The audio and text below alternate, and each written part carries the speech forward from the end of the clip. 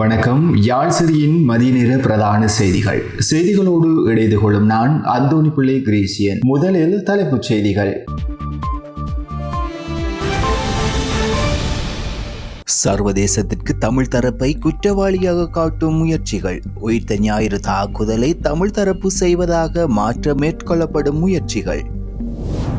செம்மணி மனித புதைகுழியில் கார்பன் பரிசோதனை மேற்கொள்ள உத்தரவிட எங்களால் முடியாது. இலங்கையில் இந்த வசதிகள் இல்லை. இலங்கையின் தேசிய தரவு பாதுகாப்புக்கு அச்சுறுத்தலாம் கூறுகின்றார் பிமல் வீரவங்ச. சாவகச்சேரி நகரசபை சந்தையால் பொதுமக்களின் உயிர்களுக்கு ஆபத்து. உப தவிசாரலால் எடுக்கப்பட்ட அதிரடி நடவடிக்கை. ட்ரம்பின் நடவடிக்கையால் நாசா தனது விண்வெளி ஆய்வுகள் கேள்விக்குறியானது. தொடர்வன விரிவான செய்திகள்.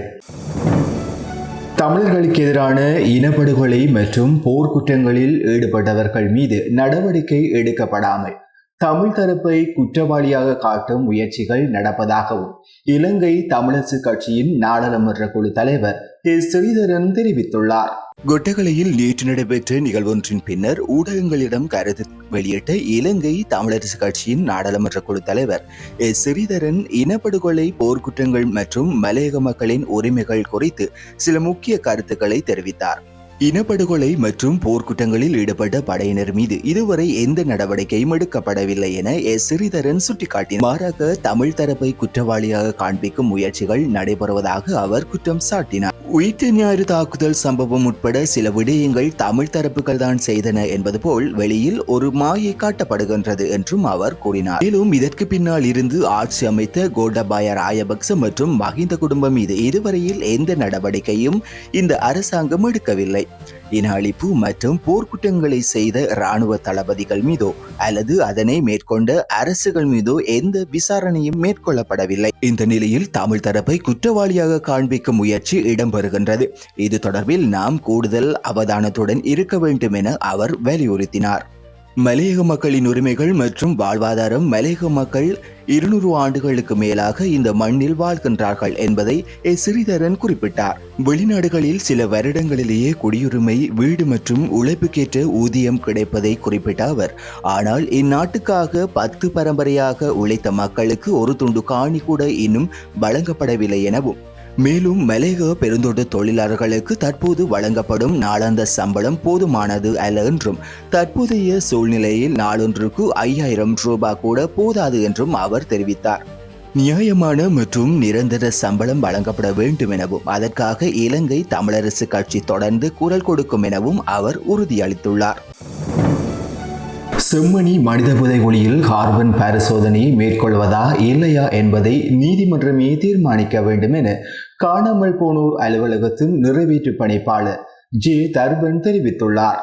வேறு ஆதாரங்கள் இல்லாத போது உடல்கள் எந்த கால பகுதியில் புதைக்கப்பட்டது என்பதை கண்டறிய கார்பன் பரிசோதனை மேற்கொள்ளப்படுகின்றது. செம்மணி மனித புதைக்குழி தொடர்பில் கார்பன் பரிசோதனையை மேற்கொள்வது தொடர்பான தீர்மானம் நீதிமன்றங்களிலே எடுக்க முடியும் என வலியுறுத்திய அவர், இலங்கையில் இதற்கான தொழில்நுட்ப வசதிகள் இல்லாததால் மாதிரிகளை அமெரிக்கா அல்லது ஆஸ்திரேலியாவுக்கு அனுப்ப வேண்டும் என்றும் குறிப்பிட்டுள்ளார். செம்மணி மனித புதைக்குழியில் 15 நாட்கள் நடைபெற்றன. 2ஆம் கட்ட அகழ்வு பணியில் 65 மனித எலும்புக்கூடுகள் முழுமையாக மீட்கப்பட்டன. அகழ்வு பணி தொடர்பான அறிக்கையை பேராசிரியர் ராஜ் சோமதேவ ஜூலை 15ஆம் தேதிக்குள் முதல் 15 நாள் சமர்ப்பிக்க உள்ளார். மேலும் இலங்கையின் தமிழரசு கட்சி ஜனாதிபதிக்கு கடிதம் ஒன்றை அனுப்பி வைத்துள்ளது.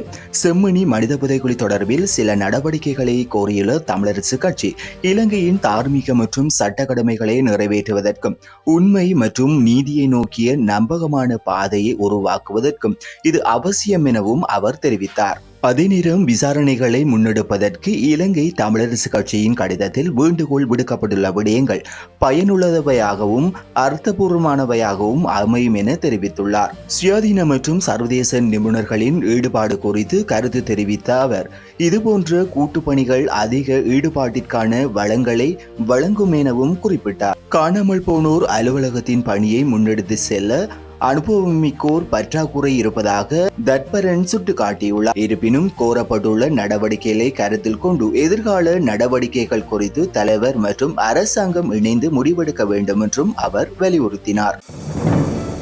தேசிய சுதந்திர முன்னணியின் தலைவர் பிமல் வீரவங்ச இலங்கை மின்னணு தேசிய அடையாள அட்டை அமைப்பை உருவாக்குவதற்கான கேள்விப்பத்திரம் இந்திய நிறுவனத்திடம் ஒப்படைக்கப்பட்டமை குறித்து கடும் கவலைகளை வெளிப்படுத்தியுள்ளார்.